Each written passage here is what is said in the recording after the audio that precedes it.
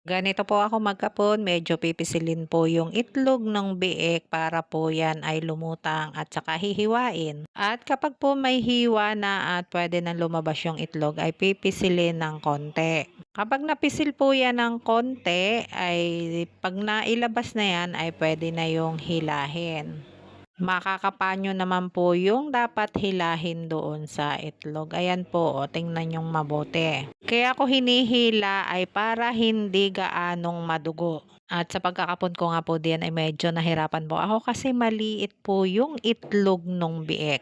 Dalawang hiwa po ang ginagawa ko para mas madaling mabahaw. Ganyan lang po ang aking pamamaraan. Mag-isa lang po ako diyan at nakaipit po sa tuhod yung biek para hindi po makawala. At kapag ganyan na nakuha na yung itlog, ayan po ay hihilahin ko at yan naman po ay kusang matatanggal. Saka ko po i-sprayhan ng Convenex. Nahiran ko nga po muna at may kaunting dugo. And then spray ng Convenex para iwas infection at nang madali rin nga po yung mabahaw. And po sana po nakatulong sa inyo. Thank you po and God bless!